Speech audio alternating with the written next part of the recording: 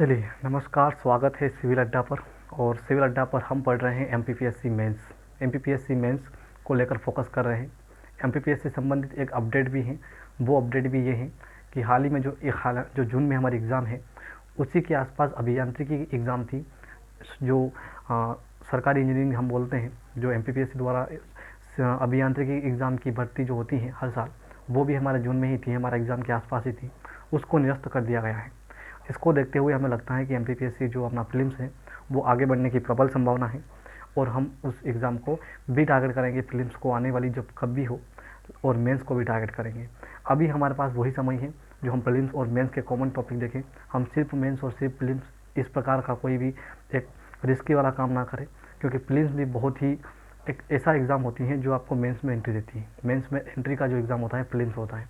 वर्तमान में प्रीलिम्स बहुत मायने भी रखती हैं, क्योंकि अगर आप प्रीलिम्स से बाहर हो तो आपका मेंस में चाहे कितना ही ज्ञान मेंस का क्यों ना हो, आप वो सारा ज्ञान धरा का धरा रह जाता है। तो प्रीलिम्स भी बहुत इंपॉर्टेंट है, लेकिन जो आपको अधिकारी बनाती है, जो आपको आपके लक्ष्य तक पहुंचाती है, वो एग्ज़ाम है मेंस। तो हम अभी वो दोनों के कॉमन टॉपिक ले रहे हैं। दोनों के कॉमन टॉपिक हमने पेपर 2 में बहुत ज़्यादा मिलते हैं। कहाँ कहाँ मिलते हैं पेपर 2 में? पेपर 2 में जो पहली यूनिट है पेपर 2 की, पार्ट 1 की, वहाँ पर हमें प्रीलिम्स की जो पहला पॉलिटी है, वो पॉलिटी का पूरा सेक्शन हमारे वहाँ पर भी है, प्रीलिम्स में भी है और मेंस में भी है। तो ये हम पॉलिटी का सेक्शन। सेकंड यूनिट की बात करते हैं तो सेकंड यूनिट में हमें आयोग मिलते हैं, और आयोग इस बार सिलेबस का स्पेशल यूनिट में आयोग हिस्सा है। तो वहाँ से बहुत सारे आयोग हमारे कॉमन हैं, जो प्रीलिम्स में भी आएंगे और मेंस में भी आएंगे। तो हम दोनों चीज़ें यहाँ से कवर करने वाले हैं। हम आसानी से इन चीज़ों को पढ़ेंगे। हमें लंबी क्लास करने का शौक नहीं है। 10 से 15 मिनट की क्लास में इस मूल अधिकार जो हम आज पढ़ेंगे, मूल अधिकार, इससे पहले हमने संविधान की आपको प्रस्तावना पढ़ाई है, उससे पहले संविधान की विशेषता पढ़ाई है, उससे पहले संविधान का निर्माण पढ़ाया है। इस प्रकार से हमने कुल मिलाकर 7 क्लासें अपलोड कर दी हैं। 7 क्लासों के बाद ये 8वीं क्लास है। आप लगातार अगर इन सीरीज़ को देखते हो तो आपको बहुत ही फ़ायदा मिलेगा, और बहुत ही इंपॉर्टेंट सीरीज़ भी है ये। मेंस के हिसाब से है, प्रीलिम्स को भी टारगेट किया गया है। जो टॉपिक हम पढ़ रहे हैं वहाँ से मेंस में क्वेश्चन किस प्रकार से पूछे जाएंगे और प्रीलिम्स में किस प्रकार से पूछे जाएंगे, वो सारे काम इसमें किया गया है।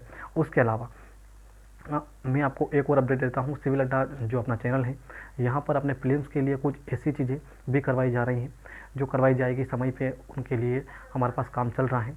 काम यही चल रहा है कि हमारा जो खेल वाली जो यूनिट है, यूनिट नंबर 8, जहाँ पर करंट अफेयर और खेल दोनों मर्ज किए गए हैं, वहाँ खेल वाला जो खेल वाला सेक्शन है, उसके ऊपर एक पूरा जो क्लास आने वाली है, घंटे 2 घंटे, शायद बड़ी भी हो सकती है, लेकिन पूरी क्लास आएगी और खेल को पूरी तरीके से कवर करवाया जाएगा। खेल में उसके अलावा कुछ नहीं पढ़ना है। अगर वही आप पढ़ लेते हो तो खेल से आपको प्रश्न बैठ जाएंगे, चाहे खेल से पुरस्कार हो, लेकिन अभी यहाँ संस्थाएं हो, लेकिन अभी हम मूल अधिकार की बात करते हैं। मूल अधिकार को हम 2-3 क्लासों में अपडेट करेंगे। एक क्लास में मूल अधिकार होने वाला नहीं है, क्योंकि पहली बात तो हमारे पास संसाधन नहीं है, और दूसरी बात यह है कि संसाधन होने के बावजूद भी हम इतनी बड़ी क्लास, इतना सारा जो जोलमाल है, वो एक क्लास में समझने में असमर्थ भी रहते हैं हम। चलिए शुरुआत करते हैं मूल अधिकार की। मूल अधिकार क्या होते हैं, मूल अधिकार का अर्थ जो है, तो हम मूल अधिकार तो है ही, हम इसके संबंधित ये चीज़ें पढ़ेंगे सबसे पहले। मेंस में ये चीज़ें इंपॉर्टेंट रहती हैं, प्रीलिम्स में ये सारी चीज़ें इंपॉर्टेंट रहती हैं, मेंस में ये इंपॉर्टेंट रहती है, साथ ही साथ प्रीलिम्स में मेंस में इनको हमें सत्यापन आधार पर जो रहता है हमारे आंसर में, इनको लिखना होता है। ठीक है, पॉलिटी में आंसर किस प्रकार से लिखते हैं वो मैं आपको बहुत अच्छी तरीके से एक बार बताऊंगा कि पॉलिटी में आंसर लिखने का बहुत अच्छा और पॉलिटी में ज़्यादा नंबर लाने का बहुत अच्छा तरीका होता है, वो मैं आपको बहुत जल्द बताने वाला हूँ। चलिए शुरुआत करते हैं हम अपन मूल अधिकार की।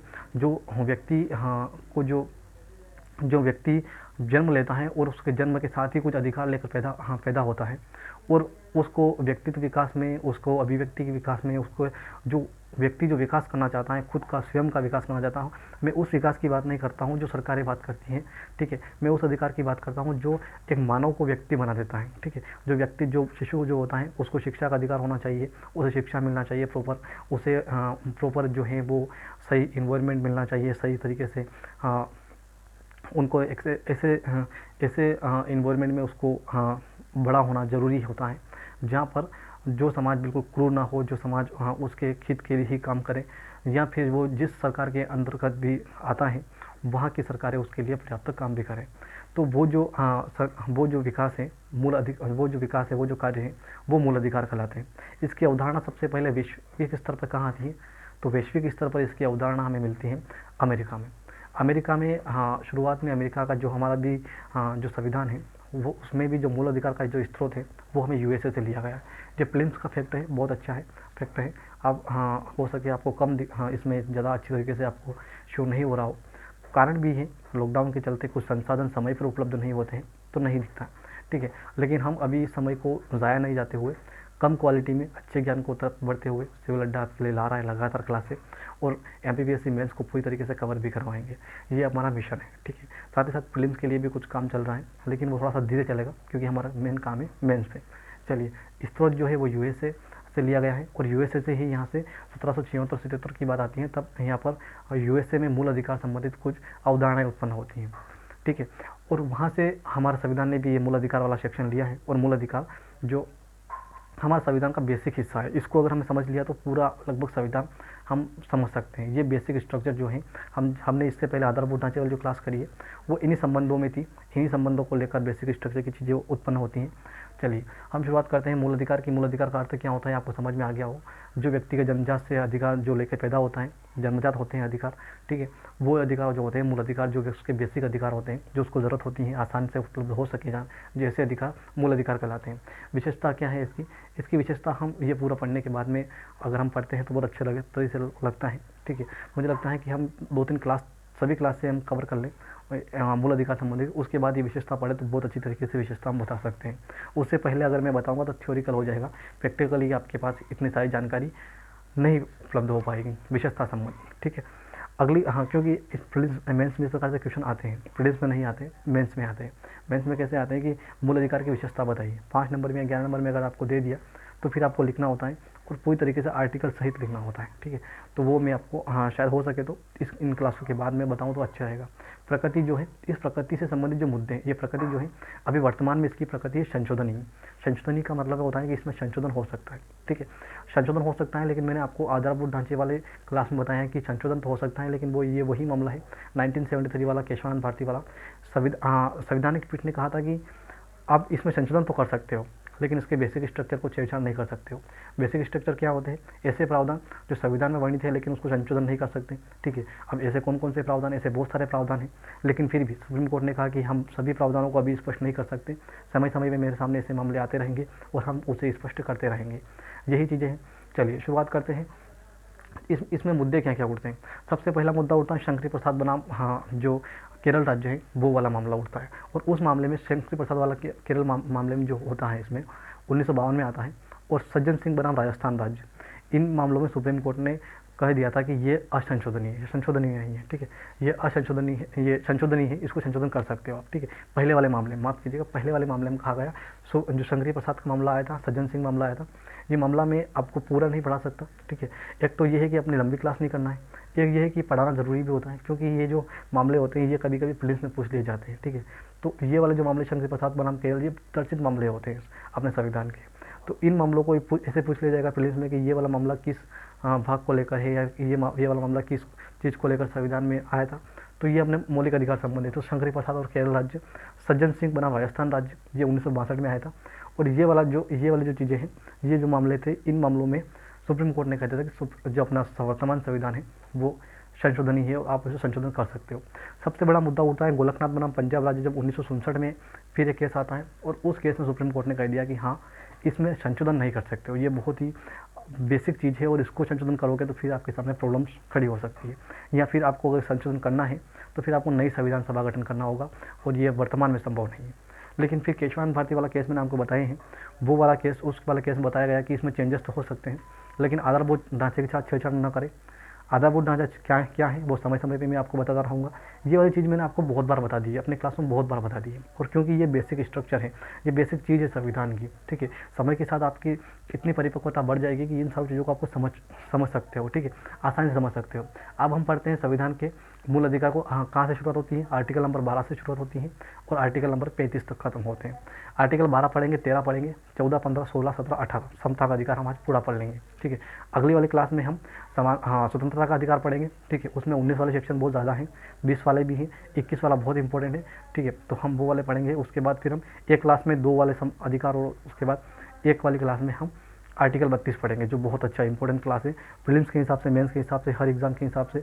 मैं मानता हूँ कि सबसे जो खुद डॉक्टर जो अम्बेडकर साहब हैं उन्होंने भी कहा था कि ये जो अपना जो आत्मा है संविधान की। तो 12 में क्या है, मैंने आपको इससे पहले वाली क्लास में बताया कि 12 में क्या है, 12 में राज्य की परिभाषा है। राज्य कौन कौन है, राज्य में संसद के जो पदाधिकारी, जो संसद में जो लोग बैठे हैं, वहाँ से लगाकर जो ग्रामीण स्तर पर जो नगर जो ग्राम पंचायत है वहाँ तक के जो पदाधिकारी आते हैं वो सारे राज्य की परिभाषा में आते हैं। और 13 में लिखा गया है कि ये जो अधिकार होते हैं, ये जो राज्य होते हैं, ये जो अधिकारी होते हैं, वो कोई भी ऐसा कानून नहीं बनाएगा जो मौलिक अधिकार को हनन करेगा। अगर हनन करेगा तो इसे शून्य घोषित कर दिया जाएगा। इस प्रकार का जो काम है वो आर्टिकल 13 में लिखा गया है। ठीक है, तो अभी हम शुरुआत करिए, हमें आर्टिकल 12 पढ़ लिया, आर्टिकल 13 पढ़ लिया। ठीक है, चलिए अब हम आगे बढ़ते हैं और इसमें पढ़ते हैं समानता का अधिकार। समानता का अधिकार, समता का अधिकार भी बोलते हैं इसे। ठीक है, समानता या समता एक ही बात है। तो समता का अधिकार जो है वो आर्टिकल 14 से शुरू होता है और आर्टिकल 18 में खत्म होता है। आर्टिकल 14 में विधिक समक्ष समता और विधिक समक्ष संरक्षण। ठीक है, एक आर्टिकल ये है आर्टिकल 14 जिसमें विधिक समक्ष समता जो है वो ब्रिटेन से लिया गया है और संरक्षण जो है वो यूएसए से लिया गया है। ठीक है, और इसमें ये थोड़ा सा बड़ा मामला है, चर्चित बहुत अलग मामला है, लेकिन इसे हम कभी और पढ़ेंगे। लेकिन इसे हम यहाँ पर इतना ही समझ लें कि विधिक समक्ष समता, यहाँ पर मेंस में अभी तक क्वेश्चन बने नहीं है और ऐसे जो बहुत ही डिटेलिंग वाली चीज़ें होती हैं ये मेंस में क्वेश्चन बनाते हैं, अभी तक तो नहीं बने। ठीक है, तो इस प्रकार से हमें कुछ इंपॉर्टेंट है कुछ नहीं है, ये हमें समझना होगा। लेकिन फिर भी हमें ये पता होना चाहिए कि समानों के लिए समान और असमानों के लिए असमान कानून का निर्माण करेगी संविधान, जो अपना वर्तमान जो संसद है वही इसमें बताया गया और कुछ अलग नहीं बताया गया कि जो समान जो लोग हैं उनके लिए समान, असमानों के लिए असमान। इस प्रकार से मैं आपको एग्जांपल देता हूँ, जैसे 5 लाख की जो इनकम होती है उनके लिए अलग टैक्स पे होता है और जो 8 लाख की इनकम या 10 लाख की इनकम होती है उनके लिए अलग टैक्स पे, जो अलग टैक्स सिस्टम बनाया गया है। तो वो वाली चीज़ें आपने यहाँ पर अप्लाई होती है आर्टिकल 14 के अनुसार। ठीक है, समानता का मतलब ये नहीं कि सभी को एक ही डंडे से हाँका जाए, वो अलग हमें यहाँ पर अलग अलग लोगों के लिए अलग अलग संविधान, अलग अलग कानून निर्माण करना होगा, लेकिन वो भी सीमित शासन होगा। ठीक है, अब बात करते हैं आर्टिकल 15 और आर्टिकल 15 में हम पढ़ते हैं धर्म जाति लिंग के आधार पर विभेद का प्रतिशत होगा। विभेद का प्रतिशत होगा, ठीक है, माफ कीजिएगा, विभेद का प्रतिशत होगा, यानी किसी व्यक्ति को धर्म के आधार पर, जाति के आधार पर या लिंग के आधार पर उसे विभेद नहीं किया जाएगा। ठीक है, इसमें बहुत सारे सब क्लोज है आर्टिकल 15(1), 15(2), 15(3), लेकिन खासकर इसमें जो इंपॉर्टेंट है वो मैं आपको बता देता हूँ। आर्टिकल 15(4) जहाँ पर हाल ही में संशोधन होता है, आर्टिकल 15(4), और इस 15(4) में क्या लिखा हुआ है, आरक्षण का संबंधित मामला लिखा हुआ है। 15(4) में ये लिखा गया है कि जो व्यक्ति जो पहले से पीड़ित हैं या पहले से शोषित हैं, ठीक है, प्राचीन समय से, मध्यकालीन समय से, उनको स्पेशली हम बेनिफिट देंगे। वो वहाँ पर ये लिखा गया है। और यहाँ पर 16 में भी लोक नियोजन, जो अपने सरकारी सेवा होती है, लोक नियोजन में अवसर की क्षमता, इसमें अभी 16(4) में, तो यहाँ पर 15(4) और 16(4) में बहुत इंपॉर्टेंट है। ठीक है, आप चाहो तो अलग से पढ़ सकते हो, बहुत अच्छी जानकारी लिखी हुई है। और जब आरक्षण वाला मुद्दा उठता है तो 15(4) और 16(4) ही निशाने पे होते हैं। ठीक है, अब आते हैं आर्टिकल नंबर 17। आर्टिकल नंबर 17 जो है वो अस्पष्टता का अंतर दिखाता है। अस्पष्टता यानी कि छुआछूत वाला मामला, जो हमारा संविधान कहता है कि अस्पष्टता का अंत किया जाए। कहीं पर भी अगर छुआछूत होती है, इसका मतलब ये है कि संविधान के अधिकारों का हनन होता है। ये समानता के अधिकारों से रिलेट करते हैं। अगला जो आता है उपाधियों का अंत। उपाधियों का अंत, अब वर्तमान में जो उपाधि है वो सिर्फ भारत रत्न या पद्म विभूषण, पद्म भूषण जैसे ही रही हैं उपाधियाँ।